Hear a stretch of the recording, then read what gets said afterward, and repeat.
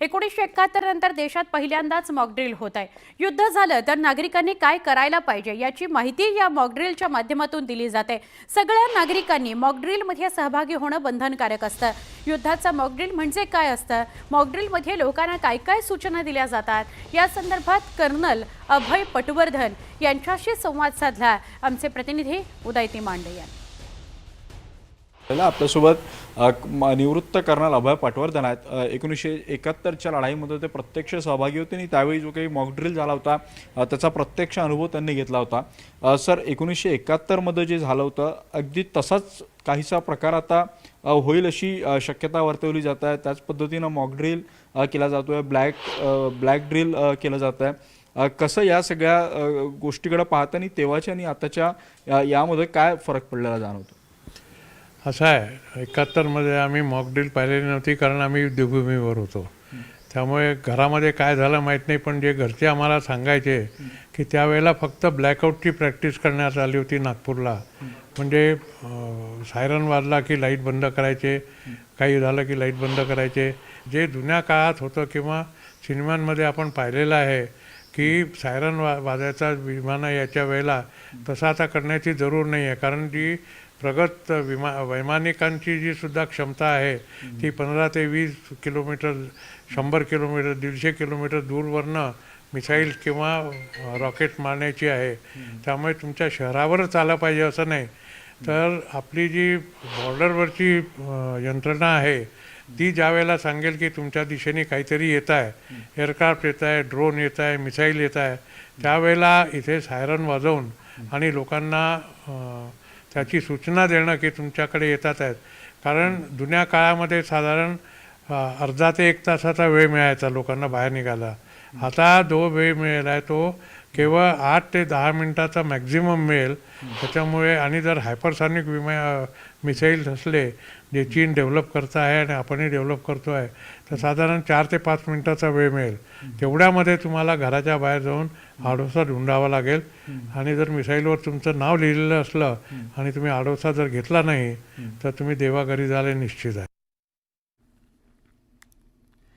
युद्धजन्य परिस्थिती आली तर काय करायला हवं या संदर्भातलं एक छोटंसं ट्रेनिंग असं तुम्ही या मॉकड्रिलकडे बघू शकता।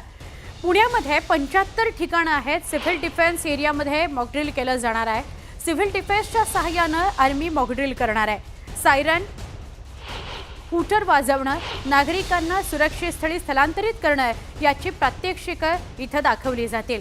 डीजी सिव्हिल डिफेन्सच्या बैठकीनंतर जिल्हाधिकाऱ्यांना सूचना दिल्या गेलेल्या आहेत। या मॉकड्रिलची SOP कळवल्यानंतर सिव्हिल डिफेन्सच्या मदतीनं मॉकड्रिल केलं जाणार आहे। आमचे प्रतिनिधी वैभव सोनवणे यांच्याशी अधिक बोलूया। वैभव, मॉकड्रिलची तयारी वेगवेगळ्या शहरांमध्ये होताना आपण बघतोय, पुण्यामधून काय सांगाल अधिक? सुवर्णा, पुण्यात 75 ठिकाणं आहेत सिव्हिल डिफेन्स एरियाची जी आयडेंटिफाय करण्यात आलेली आहेत, जिथं आर्मीच्या किंवा डिफेन्सच्या एस्टॅब्लिशमेंट आहेत आणि नागरीकरण सुद्धा आहे। या ठिकाणी सिव्हिल डिफेन्स आणि आर्मी हे मॉकड्रिल करणार आहेत। या ठिकाणी सायरन वाजवायचे, हूटर वाजवायचे, हे यापूर्वी जेव्हा वाजवले गेले होते त्यानंतर दरम्यानच्या काळामध्ये ते पुन्हा कधीही वाजवले गेले नाहीत। त्यासाठी ते आता योग्य परिस्थितीमध्ये आहेत की नाही याची सुद्धा चाचणी केली जाईल। आणि या सगळ्यासाठी डीजी सिव्हिल डिफेन्स आहेत त्यांची मुंबईत 11 वाजता आता एक बैठक होते।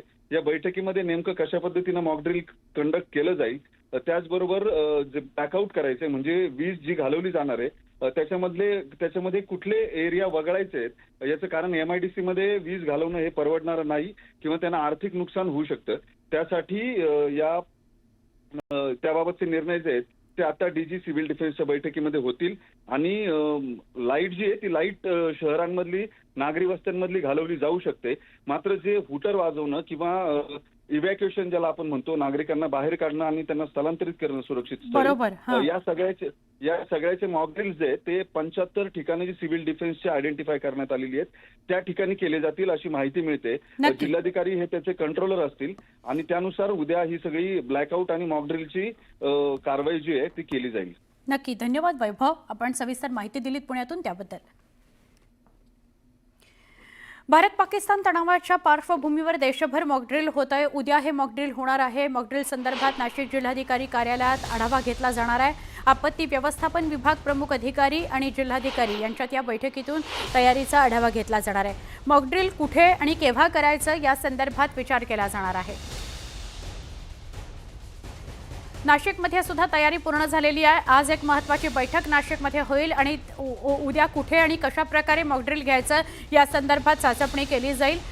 मॉकड्रिल याकरता की युद्धजन्य परिस्थिती झाली तर प्रत्येक राज्यात प्रत्येक जिल्ह्यामध्ये नागरिकांनी कसं सतर्क राहायचं आहे, नागरिकांनी त्या क्षणी सद्सद्विवेक बुद्धी वापरून कसं स्वतःला आणि आपल्या घरच्यांना आपल्या आजूबाजूच्यांना वाचवायचं आहे, कसं सुरक्षित स्थळी जायचं आहे, जर ब्लॅकआउट झालं तर काय करायचं आहे, सायरन वाजला तर काय करायचं आहे, अशा प्रकारच्या सूचना या मॉकड्रिलच्या माध्यमातून म्हणजे त्याला आपण एक सोपा शब्द वापरायचा तर रंगीत तालीम म्हणूया तर या मॉकड्रिलच्या माध्यमातून सगळ्या नागरिकांना सूचना केल्या जाणार आहेत, प्रशिक्षण दिलं जाणार आहे। आमचे प्रतिनिधी लक्ष्मण घाटोळी यांच्याशी बोलूया। लक्ष्मण, ही बैठक आज आहे का? कारण उद्या महाराष्ट्रभरामध्ये हे मॉकड्रिल करावं असं सांगण्यात आलेलं आहे, काय सांगा?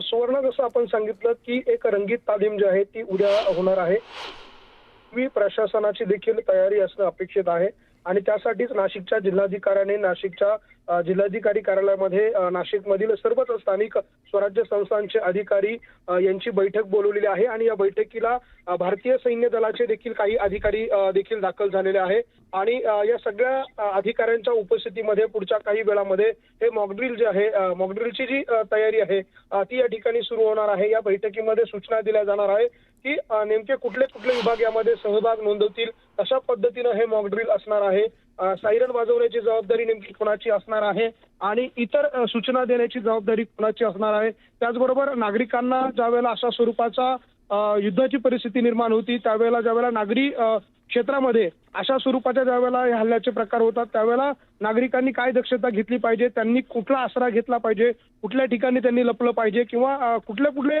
पर्याय नागरिकांच्या समोर असतात, या सगळ्या पर्यायांची माहिती जी आहे ती आजच्या या बैठकीमध्ये सर्व विभागाच्या अधिकाऱ्यांना दिली जाणार आहे आणि त्यानंतर ते विभागाचे ते अधिकारी जे आहे त्यांच्या विभागामध्ये जाऊन या स्वरूपाची माहिती देतील। ज्यामध्ये नाशिक महानगरपालिका जर आपण बघितलं तर नाशिक महानगरपालिकेच्या सगळ्या विभागीय कार्यालयांच्या मार्फत या सूचना देण्याचा प्रयत्न असेल। पोलीस प्रशासनाचे अधिकारी असतील त्यांच्याकडनं पोलीस स्टेशनच्या वेगवेगळ्या विभागाच्या मार्फत माहिती देणार असेल। महसूल विभाग जे आहे त्यांच्या विभागाचे जे तलाठी असतील, सरकार असतील, तहसीलदार असतील त्यांच्या मार्फत जी ग्रामीण भागाची यंत्रणा आहे ती कार्यान्वित करणं असेल किंवा इतर ज्या शासकीय घटक आहे या सगळ्यांना सामावून घेणं, सर्वसामान्य नागरिकांपर्यंत या मॉकड्रिलची माहिती पोहोचवणं यासाठीची ही आत्ताची बैठक या ठिकाणी पार पडतीये। काही वेळापूर्वी सगळे अधिकारी या ठिकाणी पोहोचलेले आहे। अनेक काही अधिकारी जे आहे ते आता जिल्हाधिकारी कार्यालयामध्ये दाखल होत आहे आणि पुढच्या काही वेळामध्ये ही बैठक पार पडेल आणि या बैठकीला स्वतः जिल्हाधिकारी संबोधित करतील आणि ते या सगळ्याची माहिती देतील। ज्या गाईडलाईन केंद्र सरकारकडनं जिल्हा प्रशासनाला प्राप्त झालेला आहे त्या गाईडलाईनची माहिती जी आहे ते जिल्हाधिकारी या उपस्थित अधिकाऱ्यांना देतील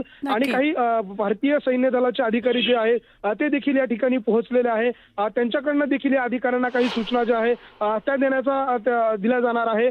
सैन्य दलाचे अधिकारी पहिल्यांदाच अशा पद्धतीनं जिल्हाधिकारी कार्यालयामध्ये होणाऱ्या बैठकीला येत आहे। जर देशावर कुठली मोठी आपत्ती ज्या वेळेला निर्माण होते त्याच वेळेला हे अधिकारी जे आहे ते अशा बैठकांना येत असताना आता देखील हे अधिकारी जे आहे ते नाशिकच्या जिल्हाधिकारी कार्यालयामध्ये दाखल झालेले आहे। नक्की, धन्यवाद माहिती दिल्याबद्दल। आमचे प्रतिनिधी लक्ष्मण आपल्याला माहिती देत होते। बैठकीकरता तयारी पूर्ण झालेली आहे। उद्या मॉकड्रिल कुठे आणि कसं घ्यायचं नाशिकमध्ये त्याच्याकरताची ही आजची बैठक आहे। एक मोठी बातमी आपण बघतोय। उद्या होणाऱ्या मॉकड्रिलच्या पार्श्वभूमीवर केंद्रीय गृह सचिव राज्य आणि केंद्रशासित प्रदेशांसोबत बैठक घेत आहेत। व्हिडिओ कॉन्फरन्सिंगद्वारे ही बैठक सध्या सुरू आहे। हल्ल्यादरम्यान नागरिकांना स्वतःचं संरक्षण कसं करायचं आहे, आपल्याबरोबर आपल्या आजूबाजूच्यांचं संरक्षण कसं करायचं आहे याचं प्रशिक्षण देण्याकरता गृह मंत्रालय अधिकाऱ्यांना माहिती पुरवणार आहे।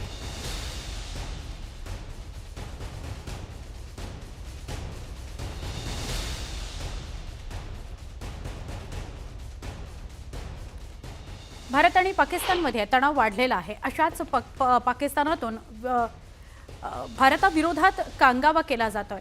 म्हणजे आत्ताची जी परिस्थिती आहे त्यात सुद्धा पाकिस्तानकडून भारताविरोधात कांगावा केला जातोय। पाकिस्तानी नौदलाने भारतीय नौदलाच्या टेहळणी विमानाचा व्हिडिओ ट्विट केला। 5 मेच्या रात्री भारतीय नौदलाचं टेहळणी विमान हे पाकिस्तानच्या रडारवर दिसल्याचा कांगावा पाकिस्ताननं केला आहे. आपण बघितलं तर असाच कांगावा काल सुद्धा पाकिस्तानकडून चीनी राजदूतांच्या समोर झालेला होता. चीनी राजदूतांना भारताविरोधात काही ना काही सांगितलं गेलं आणि त्यांचं मतपरिवर्तन करण्याचा प्रयत्न झाला. पण खरं तर चीन आणि तुर्कस्तान हे पाकिस्तानच्या बाजूने आहेत. पाकिस्तान असाच कांगावा भारताविरोधात काहीतरी खोटे आरोप करून करत आहे.